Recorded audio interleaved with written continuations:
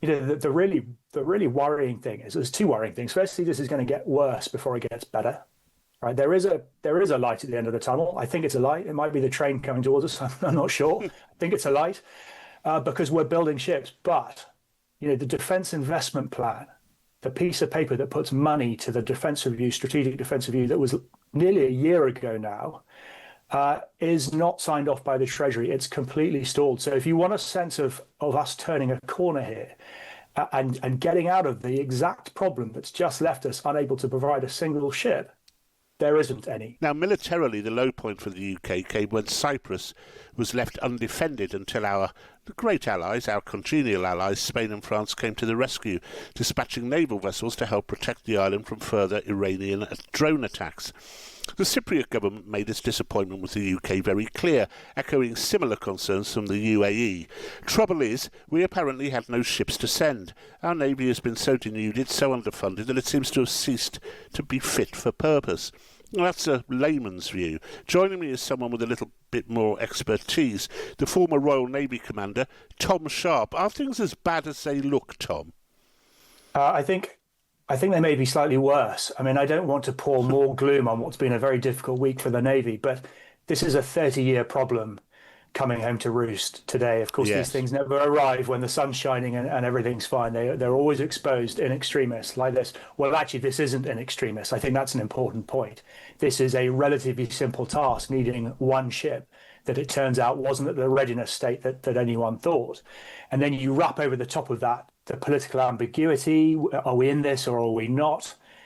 You look at the Ops Directorate in the Ministry of Defence, and you look at the Permanent Joint Headquarters, and we don't really have any sort of dark blue ship drivers in there who instinctively understand these things. And then you get to the availability, and they all converged and left us with, frankly, a huge amount of egg on the face when the Navy put this forward as an option weeks ago, months ago. We practiced it in 2013. Yeah. So this is not a Navy problem. I mean, it's clearly theirs to manage because of this 30-year problem has left them with very few ships, very few working assets. But all they do is recommend options, and it's then up to the operational planning system and the political system to make choices.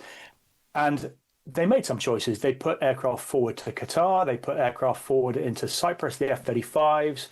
But you can sense a sort of light blue, green, by which I mean RAF Army's sort of twist on this.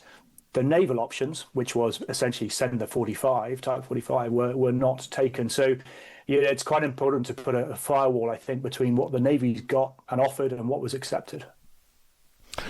Can you give us a bit of an idea of the degree to which the Navy has been run down in the past 30 years as a consequence of what we called it at the time, of course, the peace dividend in the end of the Soviet Union and the falling down of the Berlin Wall? Look, the percentage of GDP we spend on defence, which is a metric, it's not the perfect one, but it's not a bad one, has been in decline since Korea. So there's a little bit of perspective required here. That graph has been tenuating to zero for a very, very long time. Clearly, 1990 accelerated that. And then 2010 was key, the Cameron Defence Review, austerity. Not only did we get less money for defence, we stopped building ships.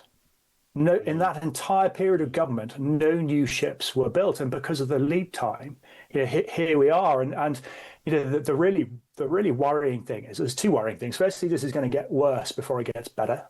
Right, there is a light at the end of the tunnel. I think it's a light. It might be the train coming towards us. I'm not sure. I think it's a light because we're building ships. But the defence investment plan, the piece of paper that puts money to the defence review, strategic defence review, that was nearly a year ago now, is not signed off by the Treasury. It's completely stalled. So if you want a sense of us turning a corner here and getting out of the exact problem that's just left us unable to provide a single ship, there isn't any. There are no warm noises coming out of the government right now that they're taking this seriously. So maybe this is the wake-up call that they needed. The embarrassment, as you say, with the French already there going, is anyone coming this way? Maybe that's the case. Maybe that's, it's going to be excruciating for the Foreign Office at least. Maybe this is the wake-up call that whole system needs to unlock some proper resources. Given what's happened in Ukraine, just as a final point, Tom, geopolitically, does the Royal Navy have such a huge importance that it used to have for our defence? But given the changing nature of warfare, is there a feeling, perhaps, amongst people that the Royal Navy is the least important of the three? Well, if there is, they're entirely wrong. 90% of everything in your house arrived by sea, including all the energy, all the internet. It all goes under the water, and we as an island nation, we are dependent on it for our survival. So, and if you look at what the Navy might do next in this Iran problem and what they're doing in the Black Sea, then I would say their relevance today is higher than ever. We just need the funding to make it work properly. So no, and also just my sort of final point on this: be very wary of drawing too many lessons from what is a land campaign fought over in very specific conditions, most of which do not apply to the maritime in terms of risk and reward. No, sure. That's a perfectly reasonable point.